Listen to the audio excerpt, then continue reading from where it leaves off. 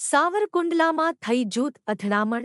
સાવરકુંડલાના કેવડાપરા વિસ્તારમાં એક જ જ્ઞાતિના બે જૂથ વચ્ચે થઈ અથડામણ. આ જૂથ અથડામણમાં 7 વ્યક્તિઓને થઈ ઈજા.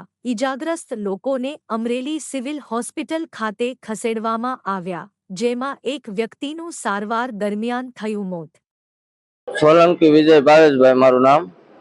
હવે હું જાતો હતો મેળામાં, તો મને કે હું લેવા સામું જોશે એમ કરીને ગાડીમાંથી ઉતરીને મુકેશભાઈ મારી ઉપર હુમલો કર્યો એટલે પેટ્રોલ નાખ્યું પેલા મારી ઉપર, એટલે હું ત્યાંથી ભાગી ગયો એટલે સીધો હું જો પોલીસ સ્ટેશને જઈને મેં કેસ લખાવ્યો। પછી મેં કીધું અમને મારવા ત્યાં આડા ઘરે નથી જવા દેતા મને, તો પોલીસ વાળાએ કીધું કાંઈ વાંધો નહીં, થઈ જાય, હવે તમે છૂટાઈ કે।